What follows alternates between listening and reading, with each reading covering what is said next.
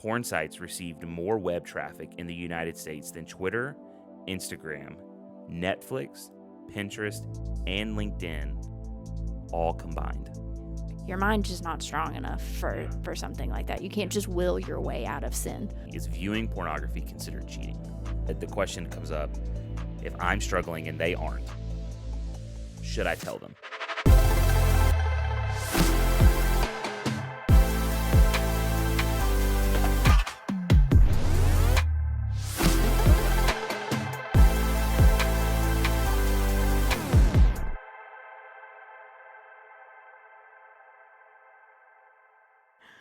Welcome back to another episode of the Broom podcast. My name is Eric. I have my amazing wife, Amanda, over here with me today, and we are excited for today's episode. It's a juicy one. It's a drama-filled one. If you have kids, you're welcome to allow them to stay at your own discretion, I guess is how you word that. I don't know. PSA, today we're talking about pornography. We're talking about pornography, its effects on us as individuals, on our relationships, on our marriages. How do we address it? What can we do to resolve it? Those kinds of things. So if you have a little one that's listening, I'm giving you a warning now. It is totally up to you what you allow them to hear, but that is what is going to be going on today as we discuss. We're not going to be graphic or anything. No, but if they're young and are not ready to have that talk with them yet, I totally understand. It's a bold move if your kids have been listening to the Broom podcast. Yeah. I'm not anti, kids listening, but definitely not thinking about them when we write our episodes and our material. And so this is your warning. Pornography and relationships is what we are talking about today. But if you haven't already, like, subscribe, follow, comment, DM, email, check out our merch, all the stuff on Instagram, YouTube, TikTok. I think Spotify. I mean, we could go on and on, but drop us a like, drop us a subscribe. We'd love to hear from you. And here we go, episode 9, I believe. Yeah, 9. Pornography and relationships. Pornography has played a role in our lives. Yeah. We have not been in pornography. I want to clear that up front. Neither one of us have been in an adult film. Don't go looking that up. Yeah. It's not, you're not going to find anything. No, but it has played a role in our lives. And in particular, if you've been listening to the podcast for a minute now, you've probably already heard this to our OG tree huggers out there. You've heard this story already. But 6 weeks into our marriage, we had a conversation and it came to light that I had been struggling with viewing pornography. Yeah. And so just coming right out of the gate, it's played a role in our lives. This isn't something that we've just read about online or we've heard other stories. This is something we have genuinely lived and walked through as someone who struggled almost on a daily basis with watching pornography or viewing something in that realm. And we'll talk about that in a second, what that means. To go from that to now having 7 years, 8 years, 6 weeks after our anniversary. So coming up on 8 years of not consuming that content. And so we'll talk about what that did to our marriage and then how we kind of got through it to get to the other side of it. Right. And if you're listening to this isn't just for people who are married or just in relationships. I think that this advice we're offering today is practical to anyone who struggles with this. Yeah. Because it wasn't my marriage that caused me to want to stop watching. Now, my wife caught me, and that was definitely the catalyst that started the journey. Yeah. But ultimately, the processes that we went through, the steps that we took, that I took, I think could be applicable even if I was single at the time or to someone who's listening to this who isn't in that relationship yet. This is for you too, if this is something that you struggle with. Or for future relationships if you ever find yourself in a similar situation. Yeah. So, but what like I referenced just a second ago, and you can kind of break this up a little bit too if you'd like. Mm-hmm. Porn is more than just watching people have sex. I think when we hear the word, we immediately think of the internet, like hardcore pornography. Look, my allergies are getting me already. And I definitely think that's obviously falls into the category. It's literally what it's called. But when when we use the word pornography today, we're not just talking about the hardcore stuff you watch on the internet. Right. We all know the social media accounts that you can either follow or not even follow, but you just hope they come up on your feed. On Instagram or your TikTok algorithm and what it's driving or, those kinds of things. Or you touched on when we were writing our notes out, certain movies or books. I think I and like close friends of mine, I've heard that tends to be maybe not the go-to, but at least like a catalyst into like the desire to want to is like movies, no that sex sells, and Right. they know that for women sometimes it's more like emotionally driven, Mm. and I think that's where the movie or the books come into play. Of if it's getting you what you need, then it might not be the best source. And I think that's just different for anybody. I Yeah. think sometimes it takes a lot more to get people really interested, Yeah. and sometimes it takes a lot less. It just takes a picture. It just takes Yeah. a chapter in your book. It all, I think, it's just based off of the person. Yeah, no, and I like that you break that down because I think so many of us can go, well, I don't watch hardcore pornography on the Right. internet, so this isn't for me. Mm-hmm. But I don't think that that's true. I think Right. that we all struggle with that lustful desire. I shouldn't say we all. That's not fair. Mm. But there are many of us who struggle with that lustful temptation in one area or another. Yeah. And so I know, especially for a lot of maybe our female listeners out there, because we'll get into the stats here in just a second. The audience isn't as big for females as it is for males. Yeah. But I do know a lot of females out there struggle in the other areas of their thought life, of what they are reading. Yeah. Or we kind of joke around about, like, we were just at dinner the other night with some friends, and we got to joking about this one male celebrity who was looking really good, and we all kind of like laughed it off, and it was pretty funny. Like, I think I even threw in some jokes about him being hot or whatever. Yeah. But if the conversation was switched, and me and the guys at the table were joking about a female celebrity that was pretty good looking, I think the energy might have been a little different because we kind of have this reverse stigma, if you will, and I think that's predominantly because I think more women can make the joke and then stop. Yeah. Where maybe men, sometimes their brain will continue to go down that path even if they're not joking about it anymore. Yeah. And so there's just so much stigma around it. But to Yeah. whoever's listening, this isn't, if you're just like, oh, I don't watch pornography online, click. Yeah. I think you're robbing yourself of potentially, one, allowing the Holy Spirit to reveal things in you that maybe you do need to work on. Because even writing this out, there were some things in our lives that we was like, oh man, Yeah. should we have been watching that show, Right. know, or making those jokes at dinner with friends or whatever. Yeah, I think it's so much more than just like I do or don't watch pornography. Yeah. Yeah. And I know for me, one of the big areas of my life when I was trapped in that cycle of addiction, it was very rarely I'm just gonna sit down and go watch porn. Yeah. It was I'm sitting there alone, just scrolling through Instagram, and the right account pops up, and you're like, well, I wonder what else they've posted. And then that leads to another, and that leads to another, and now here we are 15 minutes later, Yeah. and you're on this website. Yeah. And you never sat down and was like, this is what I'm going to do. Right. This is just what happened. Yeah. And so, anyway, I don't want to stay on that any longer. Just it's more than just Right. pornography. The second thing could kind of preface this. This discussion is primarily for couples. We touched on this already. Yeah. But if you're not in a relationship, I think that it is applicable Yeah. to help you through that. And then diving right into this, pornography is so much more common than I think we realize. And when I say this particular like range of statistics I'm about to pop off with real quick is specific to the hardcore online pornography industry. Yeah. I think when you say like hardcore pornography, you're talking more about like videos specifically. Yeah, for like you're just, going just to watch people have sex. Yeah. There's Not no- like the dark web. No, like, no. But there's categories of that, right? Yeah. So like there are certain movies that come out that are almost considered like soft pornography. Yeah. Like it's very alluding to this is what it could be. And then there's we're not cutting away. These Yeah. are two people actually having sex. Yeah. X-rated content. Right. Pornhub is the largest porn website in the world, Mm-hmm. but it's the fourth most visited website in the world, only behind Google, YouTube, and Facebook. Yeah. Google is a search engine, Mm-hmm. and it's predominantly a lot of people's homepage, so a lot of those views come from that. But there also you can An very avenue. easily use Yeah. like you Google pornography, and that's how you get there. Right. YouTube Kind of the same. and Facebook, although they're working every day to try and clean up their platform as much as they can. We can't just sit here and pretend like we can't find pornography on those websites as well. But the truly direct path to Pornhub.com is the fourth most visited. It's more than Twitter. It's more than Netflix. It's more than Amazon. Yeah. It's more than That's Instagram. crazy. It's It's more more than than TikTok. Amazon. It's more than all of them. Yeah.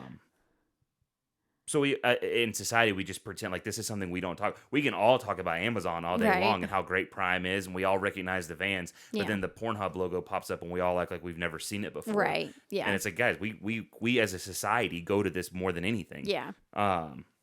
According to data from the SEM traffic analytics tool, that's a tool that tracks online traffic. May of 2021, porn sites received more web traffic in the United States than Twitter, Instagram, Netflix, Pinterest, and LinkedIn all combined. Yeah. That is so much web traffic. Right. Viewing pornography.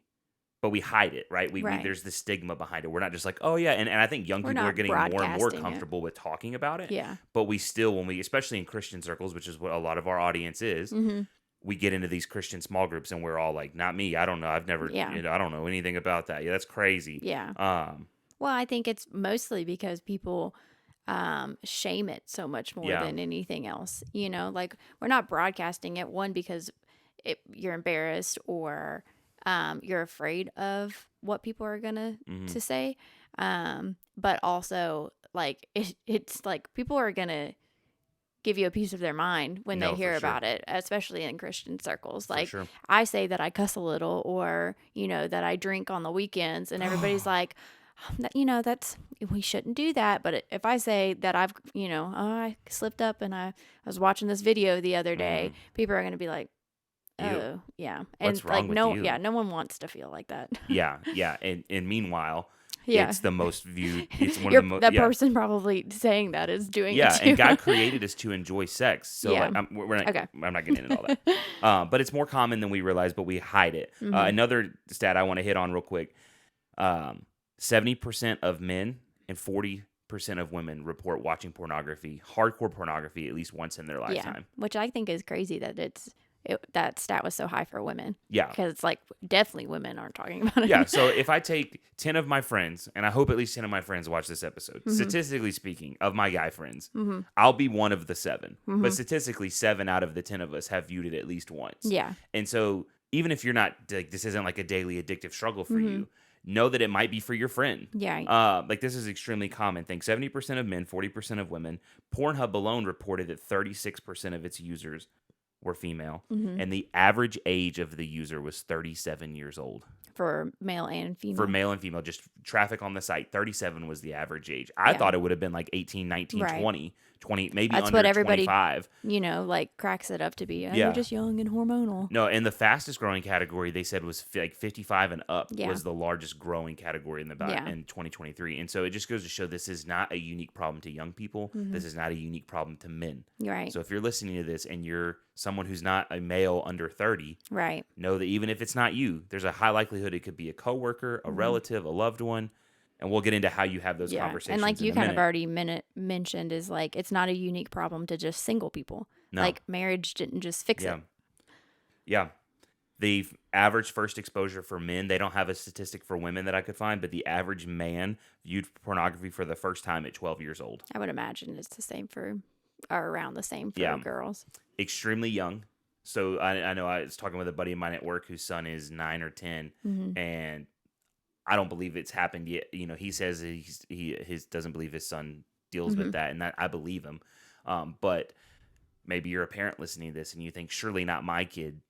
Just based purely on statistics, that doesn't mean your kid's messed up. Right. There's a stat, where is it at? 28%, according to the National Society for the Prevention of Cruelty to Children, reported that 28% of kids were first exposed to pornography purely by accident. Yeah. 28%. And I know you kind of have a story to touch on this if you want to share that real quick. Yeah, mine was just like, I would imagine I was roughly around the same age, like that 12-year age. I can't remember exactly.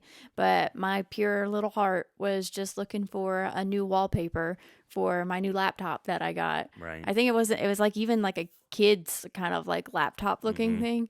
But I just wanted a cool little wallpaper. So I went to Google Images and was like, cool wallpapers. And then there was a lot of dirty stuff on there as well. Yeah. And I was just like, oh, okay. But also it kind of sparked like this curiosity in me because my parents really hadn't, like, that was like a no conversation zone in our household. So I was like, and I think we mentioned this later on. It's like a lot of this is purely based off of like looking stuff up based off of like learning and education and stuff. And I think that's kind of where my mind went. It wasn't immediately like, oh, I'm drawn to this. It was more so like, my body doesn't look like that, or is this what my body's supposed to look like when I get older, and stuff like that. It like piqued your curiosity a little bit.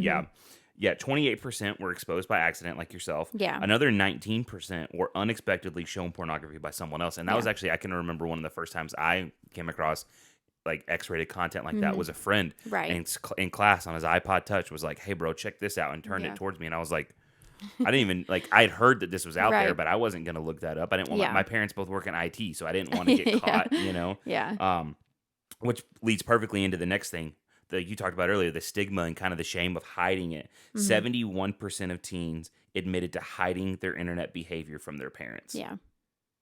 The average time, I think these correlate so perfectly. The average time, and Pornhub directly reported this, the average time on the website is less than 10 minutes for their user. We can spend literal hours. Yeah. Check my screen report on my phone. Literal hours on Twitter, TikTok, Instagram, Facebook, Pinterest, YouTube, all of that. Right. Because there's no shame, there's no stigma in being like, oh man, I was scrolling TikTok for hours today. I just bored out of my mind. Yeah. But if I said I was scrolling through pornography for hours, like we know that there's a stigma behind it. The average person's on the site for less than 10 minutes. Right. Get and in, then get they're out. Yeah. Because there's this shame around it. Yeah. And so, there's all this stigma. There's so many people. I guess all I'm trying to break through here is that there's such a high likelihood that it could be your partner. Right. It could be your close friend. It could be your coworker. It could be your kid or your kid's friends. Yeah. And this isn't to bash anyone. I was in that group for almost 10 years. Like, I get it. But I wish someone would have just talked to me about it instead of hiding it. Because when we're all hiding it, no one's helping anybody get past it. Right. Or judging people. Like, that's not helping either. And in the church specifically, this is the last stat I'll read. In the church specifically, it was reported, and these are just people who are willing to be honest. Right.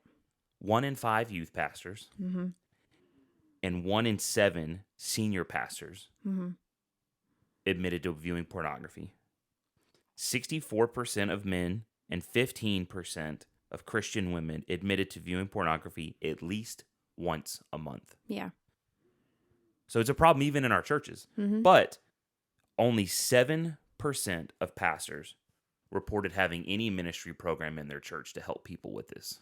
Which is crazy to me with the amount of churches in just the U.S. Yeah, it's a crazy amount of the percentage of buildings are churches. And then break that down to only 7% of those are reported even doing something. And we don't know what those ministries look like.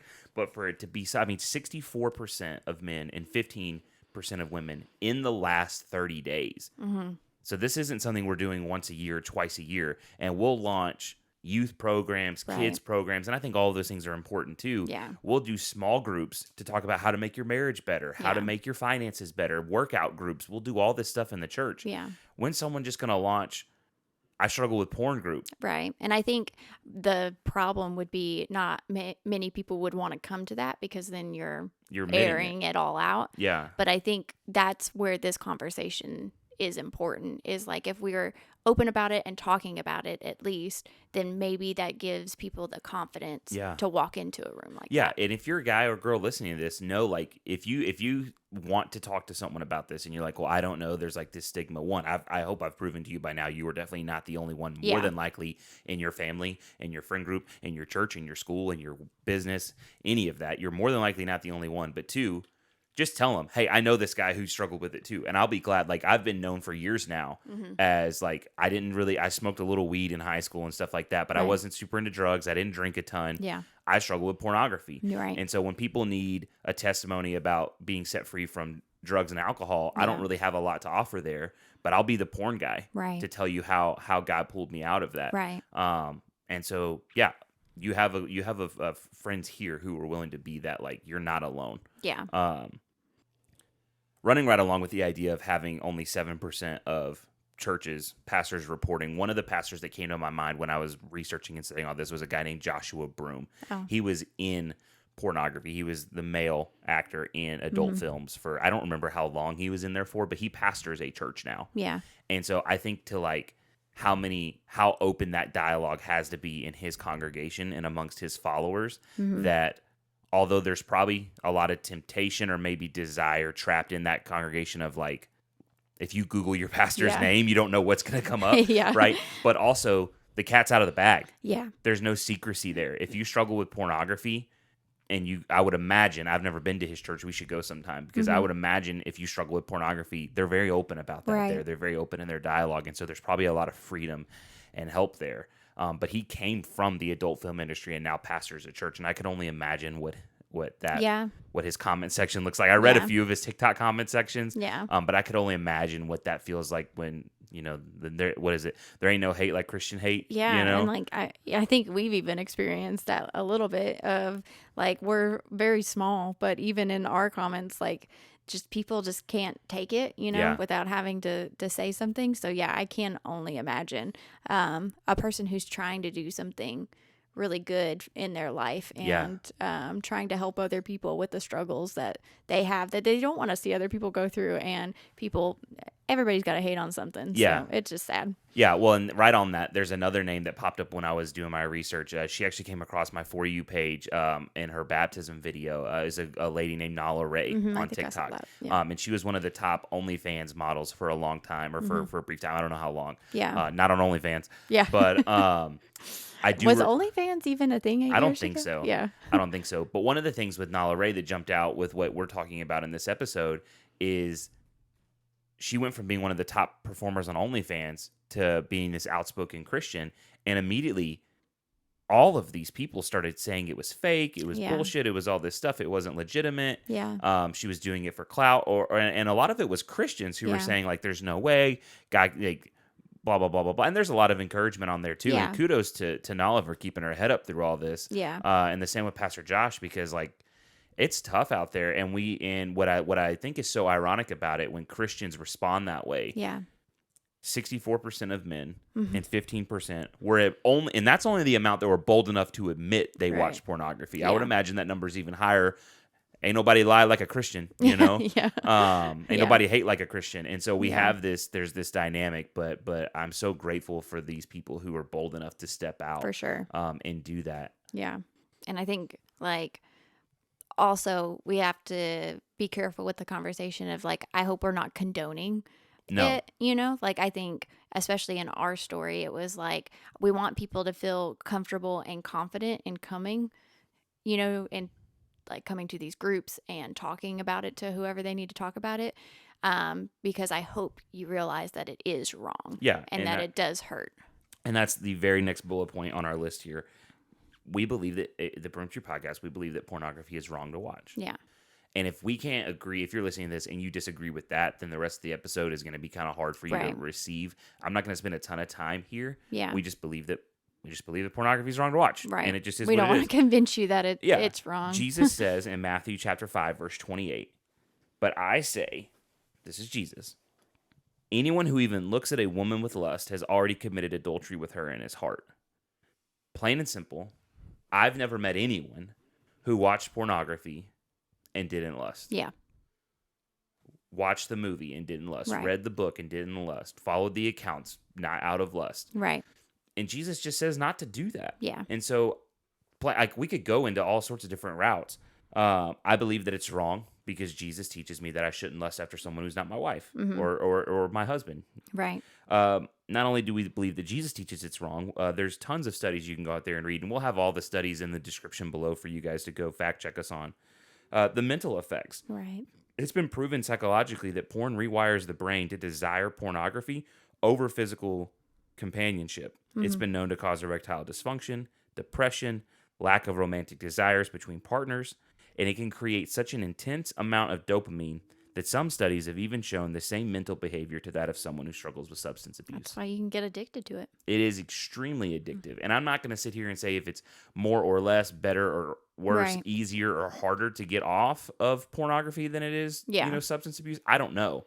I just know that it is an addictive thing that people struggle with. That is as someone who's tried to quit, is extremely difficult to get past that. Right. And we have brain scans now that show the same mental behavior.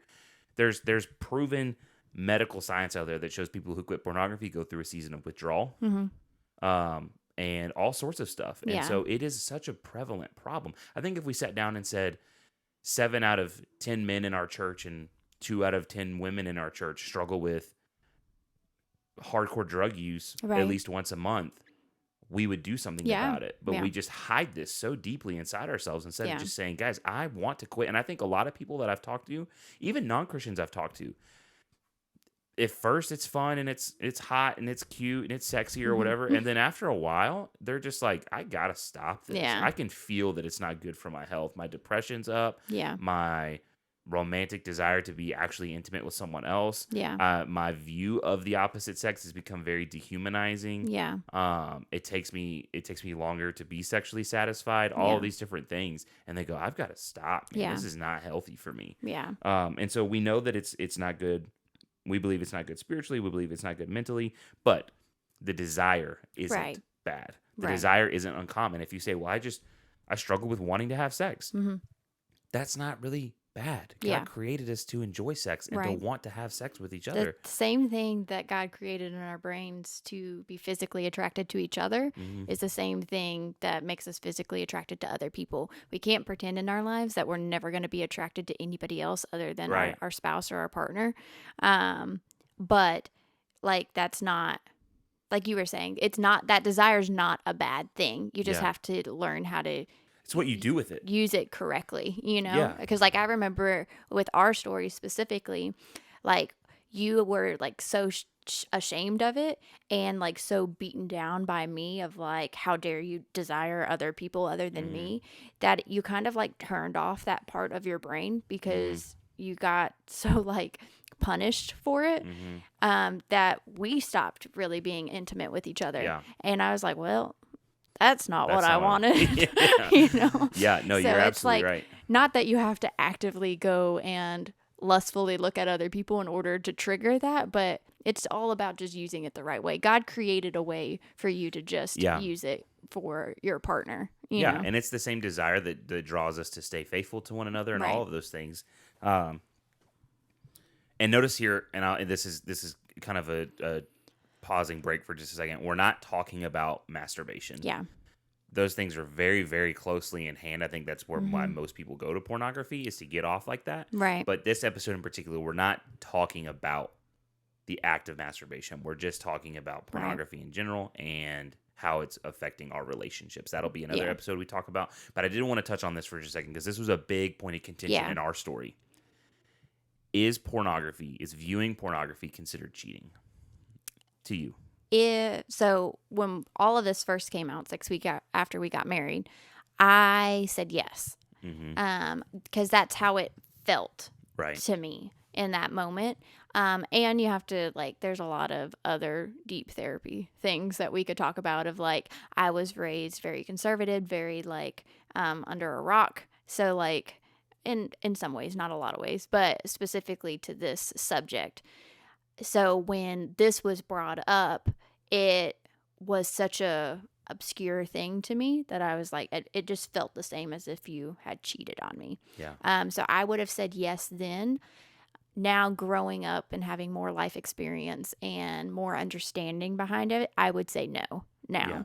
I think if you physically found somebody and went and had sex with them, that's very different from you just using a video or a picture to, like, there's no connection behind that. So I say no now in this situation. Yeah. I think the feelings can be kind of mutual, like that hurt and distrust, and that is in cheating and in hiding pornography in our marriage. Yeah. But I don't believe that it's like full on cheating. Like, I don't think the hurt would be as bad. Yeah, no, and I would agree with that. I don't think we're by any means condoning it or saying that it's okay. Right. But I think if you sat down with a couple like you and me, where one of us viewed pornography on a regular basis, and you sat us across the table from a couple where one of them physically went out and met someone else and had sex with them. Right.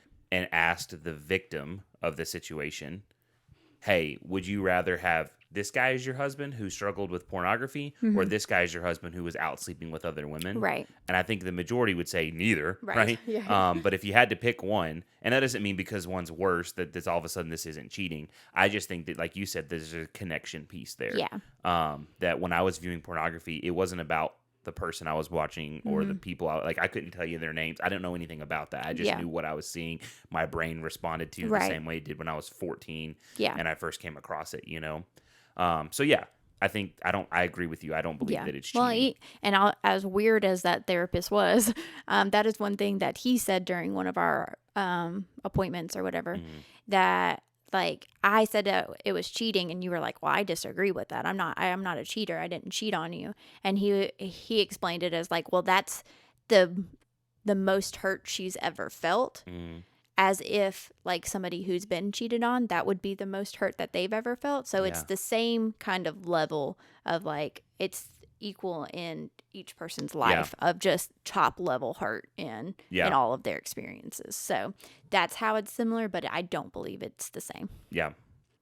All right. So transitioning right from that point of, is pornography considered cheating? And you talked about the hurt that's there. Yeah. I want to go ahead. I was just going to say, I think that as we talk about this, that we have to also eliminate like people who are struggling in their marriages, because this is probably like, if this is coming up after you're already having troubles with intimacy, after you're already having troubles with communication, you're on the verge of something like the verge of despair in your marriage, like not watching porn is not going to change all of those things.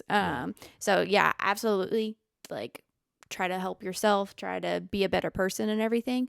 But, also just be self-aware of where you're at in your relationship. Yeah. Because quitting pornography isn't going to just fix your marriage. Right. It isn't going to make your intimacy life just all of a sudden better. It's not going to make your communication better. It might help in some areas, but it's definitely not going to hurt. But quitting, this isn't just like an end all be all to fix all your problems. Yeah. But you'll have other areas that you need to work on that we're not talking about in this. For sure. Diving right into the first scenario. Yes. What if I'm watching pornography and they aren't? And this was our story, so I'll kind of lead this first one right here. If you're struggling with pornography and you don't believe your partner is, the first thing I would tell you to do is confess it to Jesus. And I know that seems so lame and Christian, like overplayed. Yeah, but there really is so much freedom.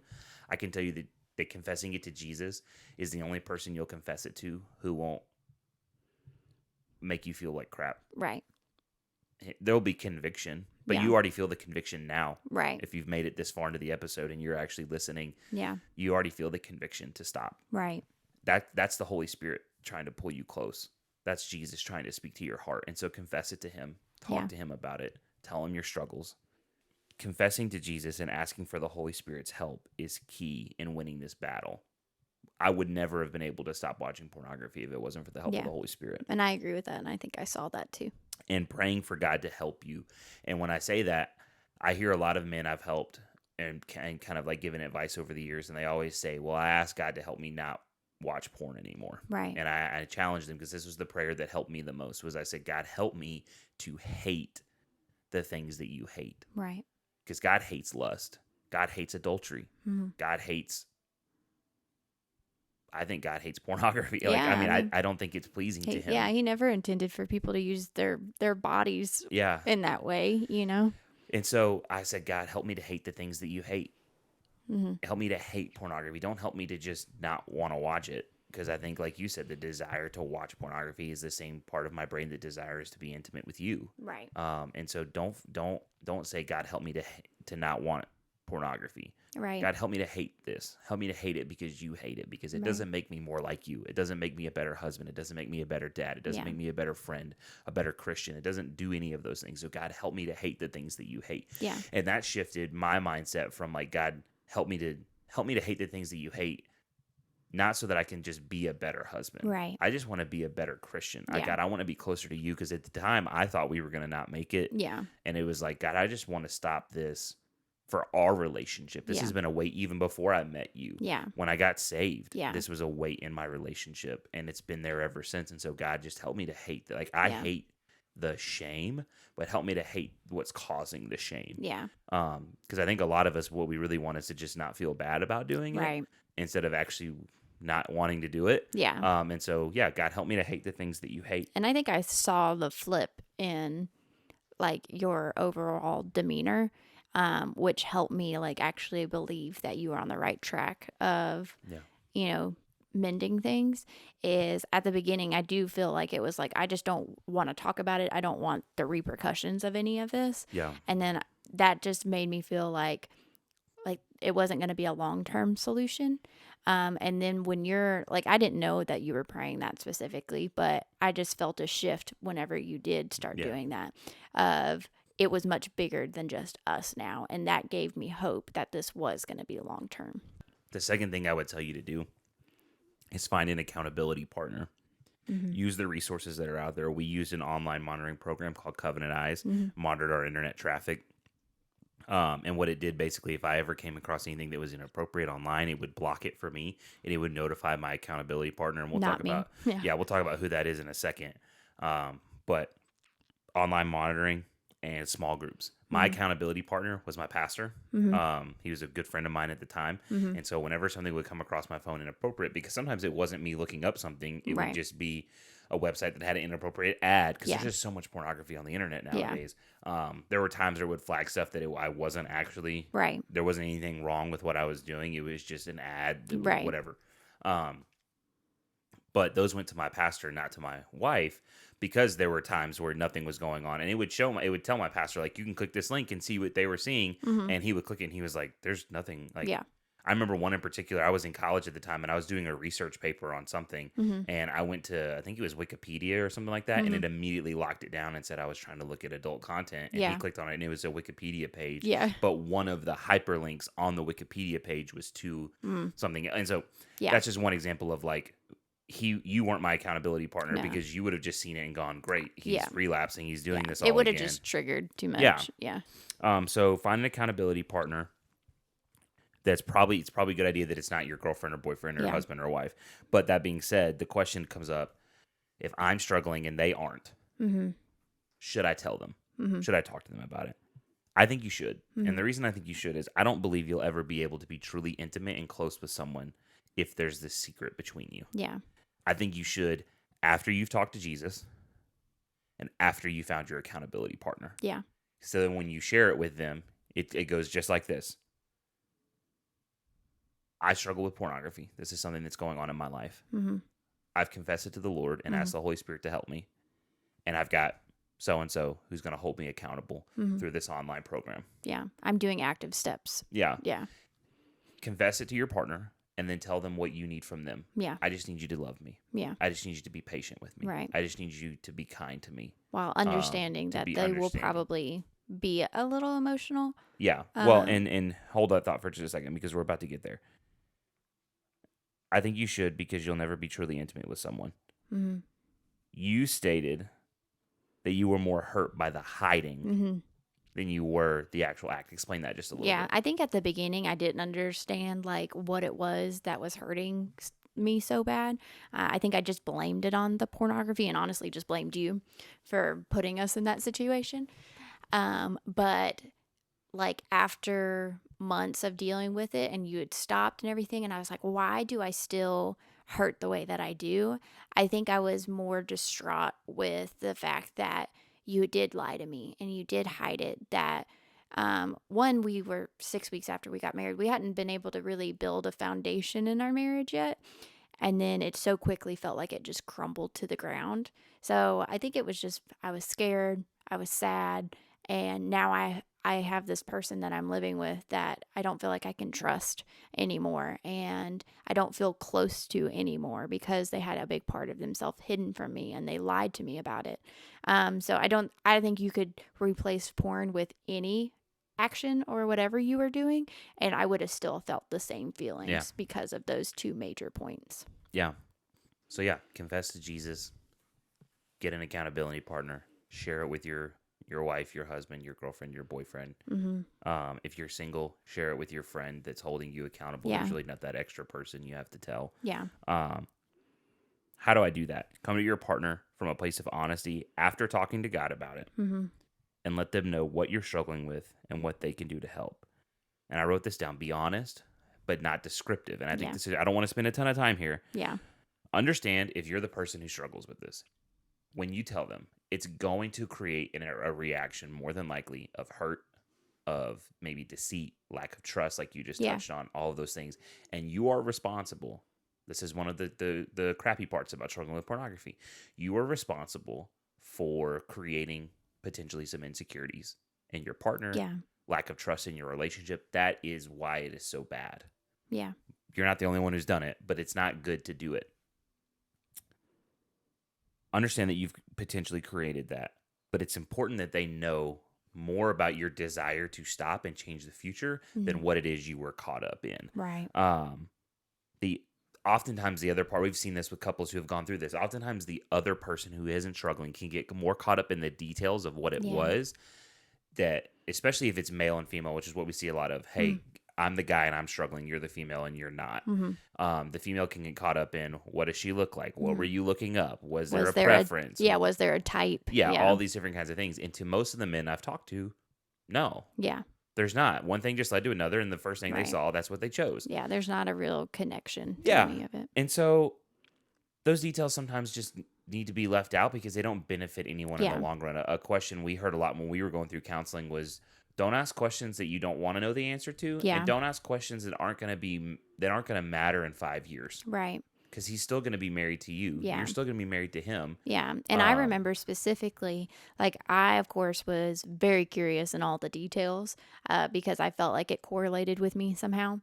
And I remember it clicked with me when you finally looked at me and you're like, listen, I'm trying my best to not think about all of this stuff right now, and you're forcing me to open up that part of my memory right now. Yeah. You're forcing me to relive all the things that we're both trying to forget. So please just stop asking about the details. I'll tell you anything that I need to tell you, but as far as all this little stuff, you're just making me relive something that I'm trying to get over. I'm sitting here asking the Holy Spirit all day and night to help remove it, and my partner's bringing it up, and this is the last thing I wrote down, and then we'll dive into your side. I needed help attacking the problem. Right.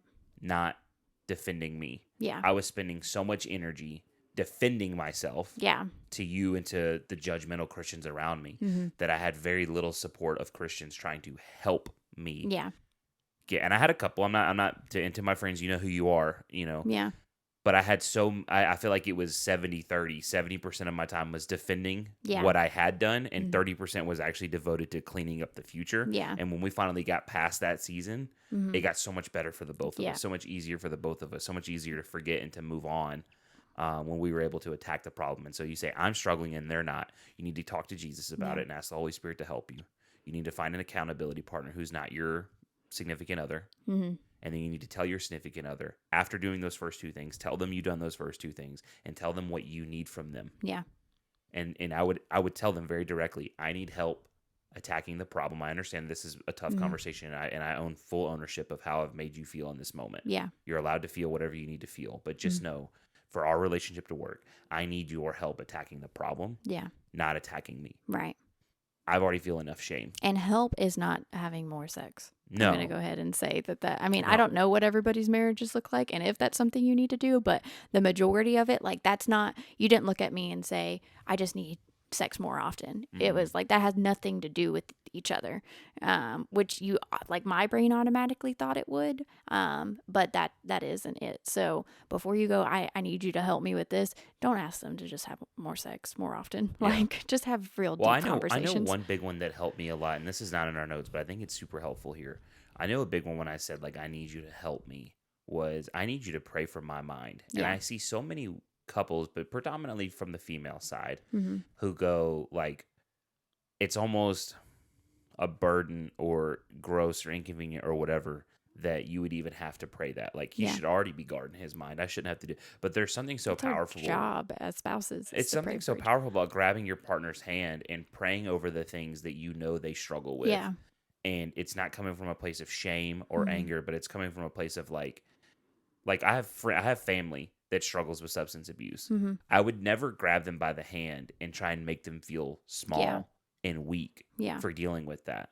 I would want to do everything in my power, and do want to do everything in my power to help them. Yeah. And so if your partner comes to you and says, this thing is kind of kicking my butt right now, I really need your help, and you belittle them and make it, like, there's so much power. Like you said, it's not about, okay, well, let's have sex more. There's so much power in grabbing your husband's hand and saying, God, help him to keep his mind guarded. I pray, Yeah. Holy Spirit, that you give him strength in his thoughts and strengthen his eyes to look away Yeah. and to change his thoughts, or to grab your wife by the hand and say, God, I pray that when she's alone, she doesn't grab that book. Yeah. She doesn't grab her phone, but she Yeah. grabs your word. Like praying that over your partner. Yeah. That's the help that they're looking Yeah. for, instead of, I have to walk in the room and Yeah. be fearful that you're going to berate me with Right. questions again. You know, And I don't want to come home. Yeah, I remember there were multiple times that I obviously didn't want to do that, and I wasn't a very good Christian either, but there were times that you would fall asleep and I would be like up just mad, or something would have triggered something, and I would put my hand on your back, and this is going to be so cheesy, but I would put my hand on your back while you were sleeping,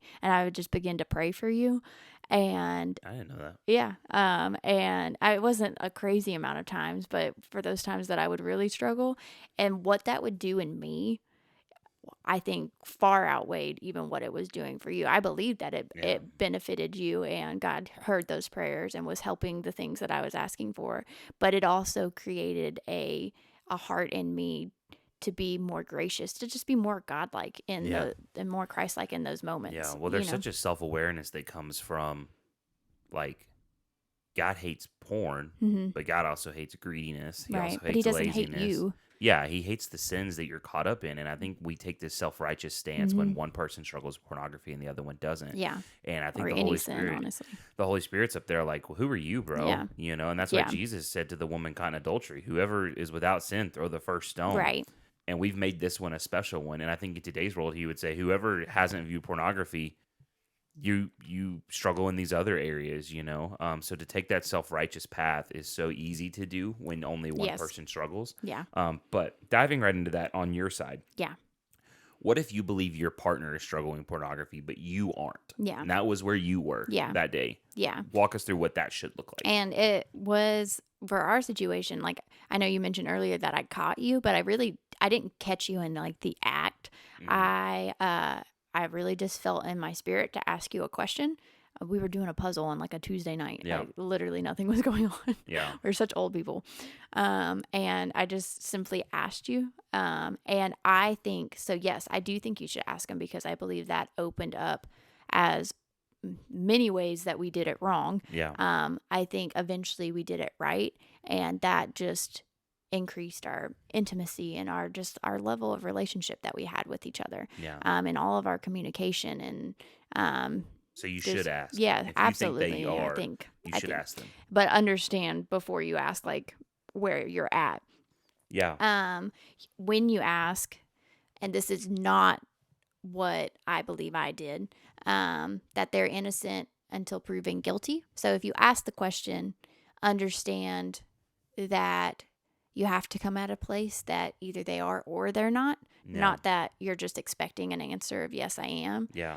I think the only thing I'll interject here on this was what we said this when we were writing it down was, don't ask the question if you're not ready to believe the answer. Yeah.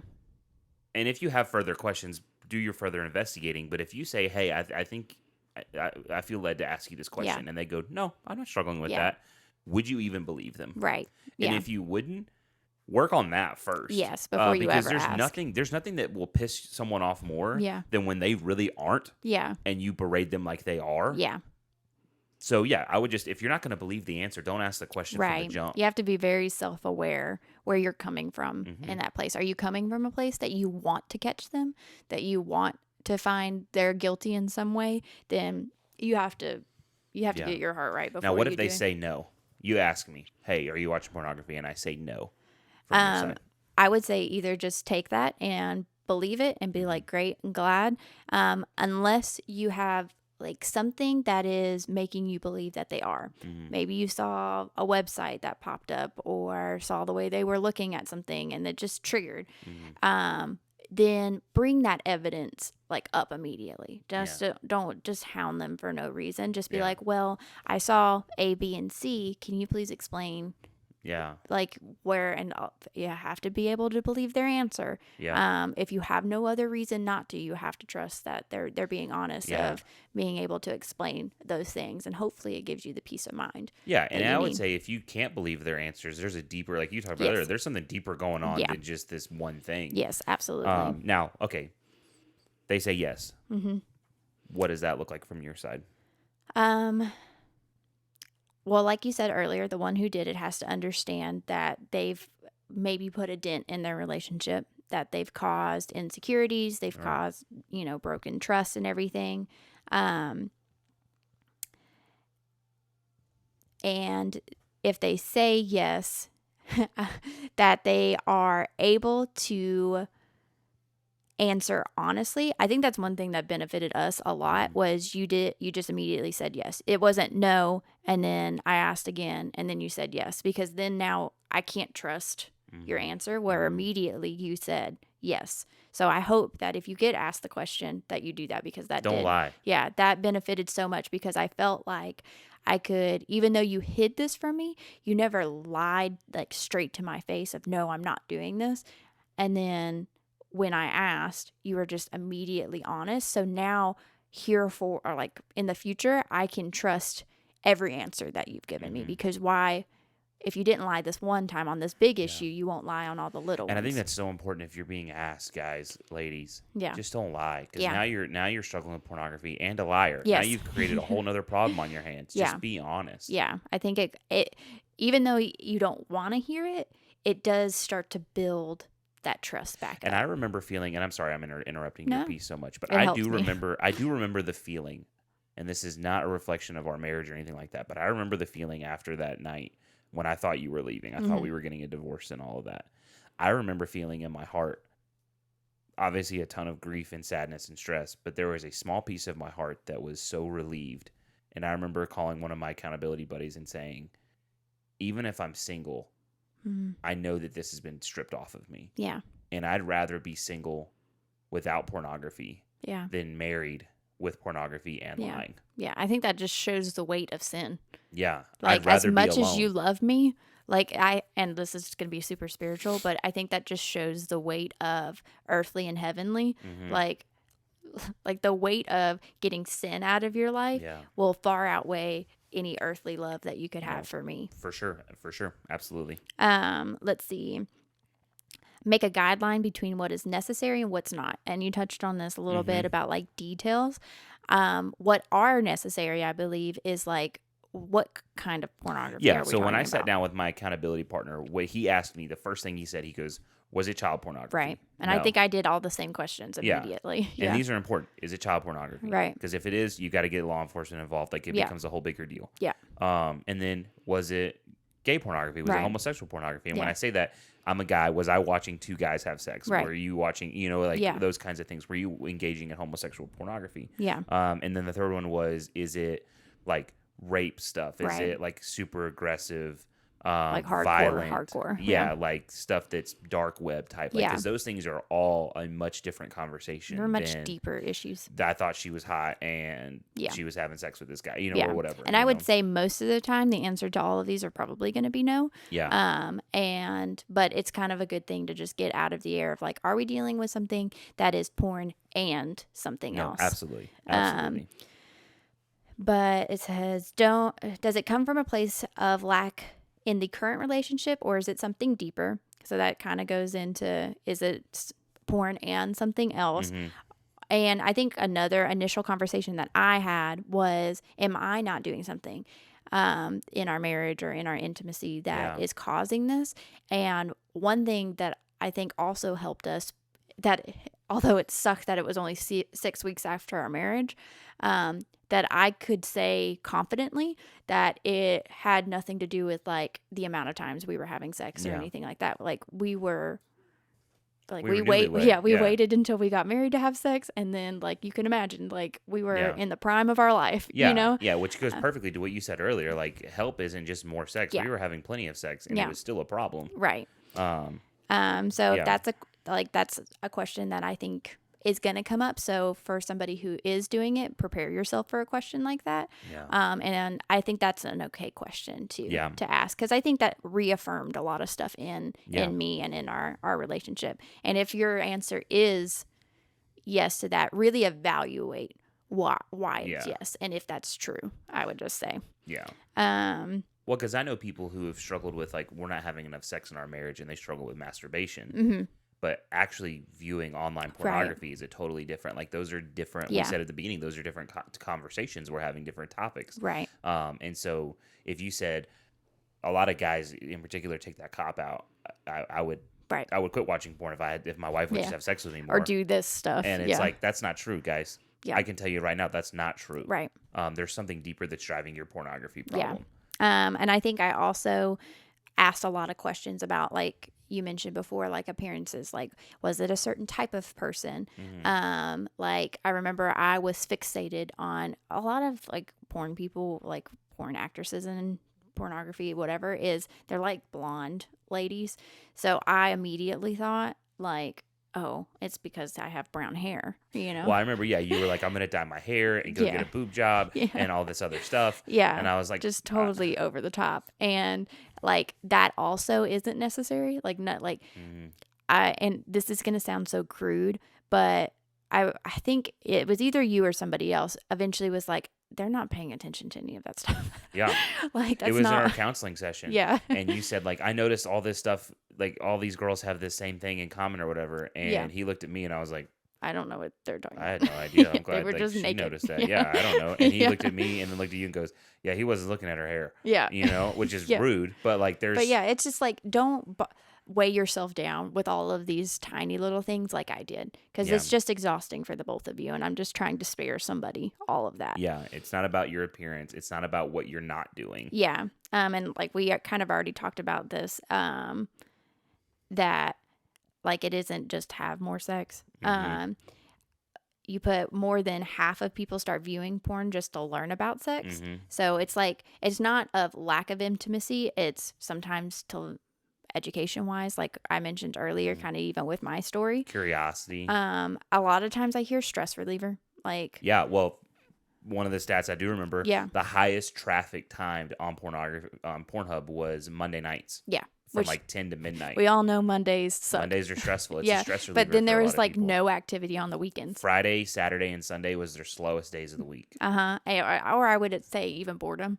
Yeah. Like you just don't have anything else to do, you know? Your mind starts to and it's wander. curiosity, you know? Some of the top categories of pornography you can go look and see are a little more outlandish because it's stuff you wouldn't normally see. Yeah. Not normally talked about. Yeah. And then I would say, and I think this kind of leads more into the masturbation side, like you said, of I just didn't want to bother you.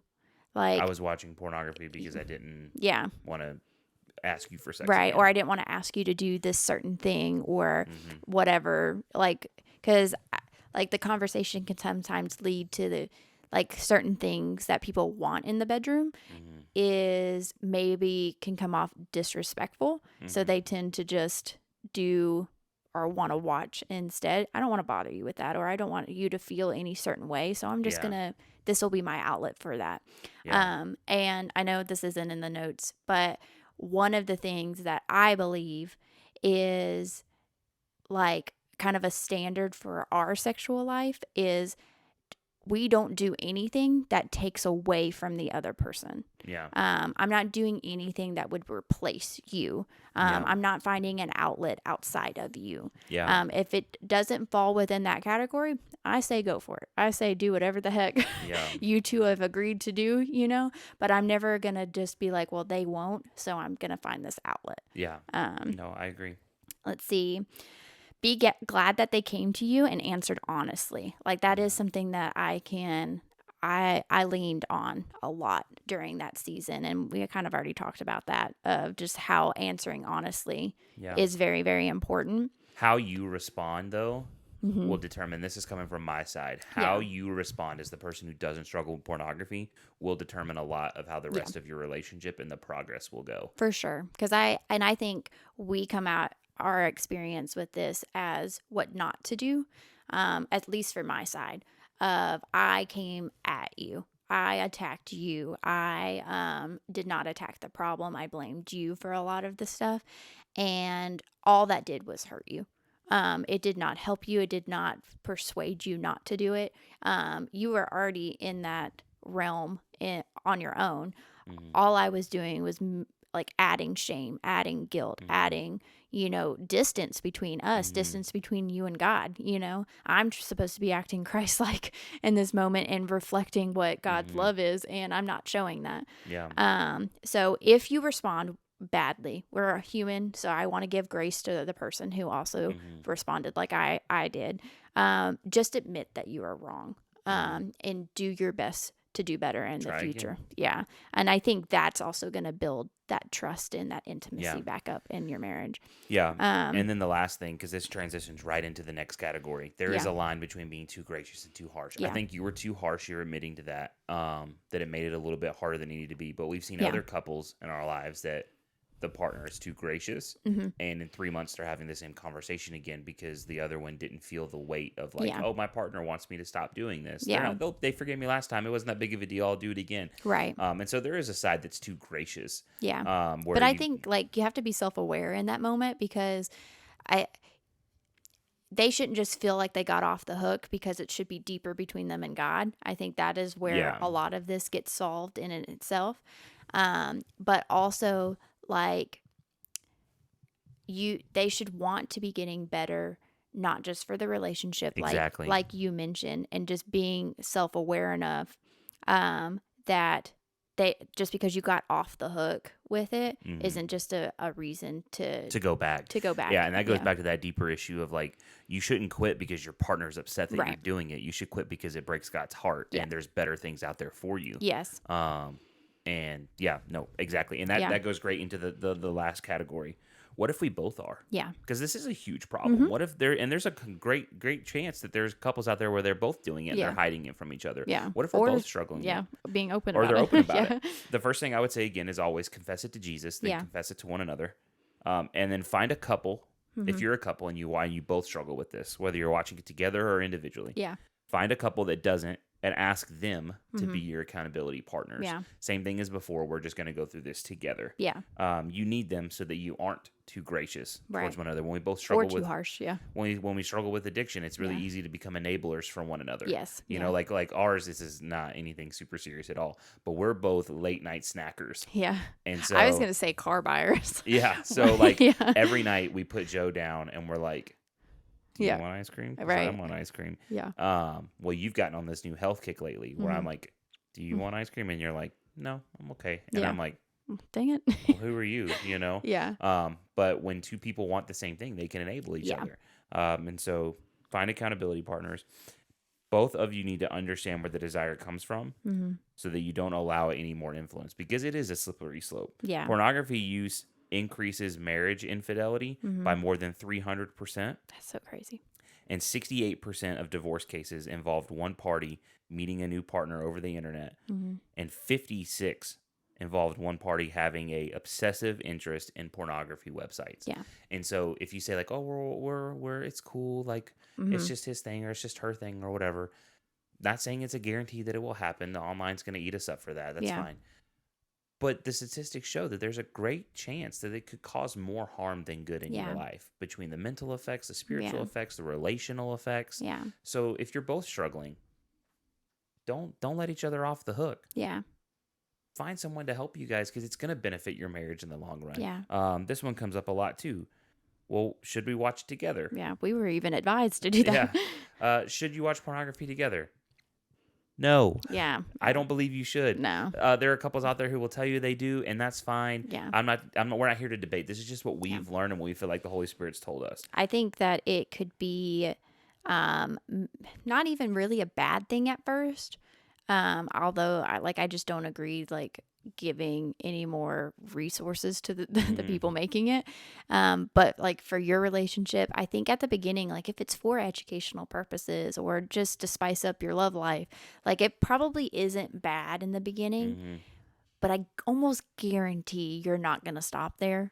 Yeah. And then I've heard of like, that's where like conversations go of, well, do we bring in a third person or do we try this? And like, it's just this constant, like you said, it's a slippery slope, Yeah. and I would advise just cutting it off here, Yeah. and you two just figuring out what you guys like, No. I'll attach between the two of you. I'll attach the link to the study below, but there was a study done with couples, and they had them watch pornography either together or in private, or no, they had the choice to not Yeah. watch it all, but they studied them for, it was 100 couples. I forget the time frame now. Mm-hmm. But what they found is for couples who watch pornography together, Mm-hmm. there was a slight increase in sexual satisfaction, which is Right. what you're talking about. Yeah. However, on the other side, there was a huge decrease reported by the females in their male partner being intimate, Yeah. romantic, Right. thoughtful, Yeah. caring, all of those things. It Yeah. was it became a very physical relationship, very Yeah. sexual relationship. Yeah. Lack of romance from the male. Yeah. And the females also reported an increase. Well, actually, both parties, male and female, reported an increase in insecurity, physical insecurity. Yeah. Because a lot of what you're seeing in pornography is not real. Right. It's either photoshopped or their bodies that have Dramatized, yeah. been altered, through Yeah. surgeries or what have you. And there's just so much editing and everything else that goes into all of that. And so it's not a realistic depiction of what sex is like anyway. Right. And so although you get off on that for a little while, Right. and there's that increase in like, oh, sex is fun now, sex is crazy, Yeah. our bedroom is whatever. One, the Bible says to keep the marriage bed undefiled. Right. It's totally sidebar. But two, your marriage bed is amazing, and Mm-hmm. you guys don't feel close anymore. Yeah. And so it's just been proven time and time again. And we believe at the Broom Podcast, you should not watch pornography alone Yeah. or together. Yeah. So what do we do? As a whole, I don't think we'll ever get pornography to just go away. Yeah. It sells too much. It sells too Yeah. much, and it's just way too prominent of a piece of our lives. Yeah. So what do we do? I think the first thing you could do is, if you're a parent or an older sibling or whatever, talk to your kids, Yeah. educate. Not just to any kids. Yeah, just, not to your kids. If you're Yeah. a parent listening to this, or a guardian, or Yeah. you have I know some people have siblings that are 15 years younger than me Yeah. or whatever. Educate them. Yeah. Talk to them about it. Yeah. The reality is, most of them before the age of 15 will either come across it on purpose or on accident, and you don't want that to be the first time they know about it. And I've heard or of see it. really young ages Yeah. now, especially now. So I was surprised that 12 was kind of the average age. Yeah. I would imagine it's maybe even lower now. According to a survey done in 2020, approximately 45% of teens who consume pornography did so in part to learn about sex. Yeah. And 25% of 18 to 24-year-olds listed pornography as the most Yeah. helpful source to learn about sex. Yeah. So 1 out of every 4 Mm-hmm. 18 to 24-year-olds said that pornography was the most helpful resource Yeah. for them. It should be their parents Yeah. or an older sibling or Right. or a mentor or a guardian, like whoever, someone who you can trust with that wisdom. Pornography is not a good place to go learn about what sex is like, Yeah. because it's not It's not real. It's not Yeah. real. I don't believe it'll ever go away. So as a whole, as a society, I think the first thing we could do, especially as Christians, is teach, Yeah. educate, pastors, offer resources at your church, Mm-hmm. create ministry programs, Yeah. help people. This is a huge epidemic that's affecting marriages. It's Yeah. affecting individuals and their minds and their thought life and Yeah. their walk with the Lord. Create ministry programs, educate, talk about it, talk about it. Yeah. Talk And I about think it. like that was the biggest thing in my life, was like it was so not talked about. Like you didn't even bring it up. Like we fast forward the moment anything, which Yeah. is, good, but like we didn't discuss like why they were doing that, or like why that came across the screen. It was just Yeah. like, you're just always going to be sheltered from this part of the Yeah. world. And that's just not the case. Yeah. And I think that as awkward as the conversation is to have with your child, I know we're going to have this conversation eventually with Joe. And I just think it would have benefited so much that it was not so taboo to talk about. Yeah. And I didn't feel bad when I had questions, and people didn't Yeah. make me feel gross if I wanted to learn about it. Yeah. If I had that support behind it of I had trusted people that I could get information from, Yeah. then that just relieves any of the hiding and any of the secrecy and Yeah. shame that comes behind just Yeah. that's not a bad thing to want to learn about it. It's not a bad Yeah. thing. It's going to happen in your life. So don't give a whole bunch of details, but give good information for your kids, Yeah. I think. I think we need to talk about it. We Yeah. need to teach about it. As couples, what do we do about it as couples? We need to fight the issue, not each other. Mm-hmm. We've talked about that enough. Mm-hmm. And then if you're single, fight the temptation and focus on preparing yourself for a better future, whether that's as a husband, wife, boyfriend, girlfriend, or even just as a Christian, as a friend. It doesn't benefit your life. Yeah. So flee from it, resist the temptation, ask the Holy Spirit to help you, and focus on making your life better for the future. Right. And then the last thing, we'll end the episode here. We believe that Jesus really does want to help you. For sure. He knows our struggles. 1 Corinthians chapter 10, verse 13. No temptation has overtaken you that is not common to man. God is faithful, and he will not let you be tempted beyond your ability. But with the temptation, he will also provide the way of escape that you may be able to endure it. Mm-hmm. God knows that you're going to be tempted to look at pornography. He knew all this was coming our way. Yeah. And he's provided an outlet for us. And I don't believe that outlet is just every time you feel led, you need to turn on worship music and flip to your Bible. I think a lot of times that outlet is friendships, relationships, hobbies, exercise, cooking, doing going for a drive, like whatever, just something to keep you occupied. Yeah. You're not going to force yourself out of it. You're not going to think your way out of it. You're not and I think like there was a moment that we had a discussion that you said, I didn't tell you because I thought I could fix it on my own. Yeah. And it's just like, but I think eventually, and you can disagree if this isn't true, is like your plan was, I'll just not do it anymore. I'm making up my mind. I'm done. That I'm this not. Is it. Yeah. And that's all that was put in place. And your mind's just not strong enough for something like that. You can't just will your way out of sin. Yeah. Yeah. Ask the Holy Spirit for help. He wants to help you. He wants to provide an escape. Hebrews 4:15 and 16. This high priest of ours understands our weakness. He's talking about Jesus. For he faced all the same testings we do, and yet he did not sin.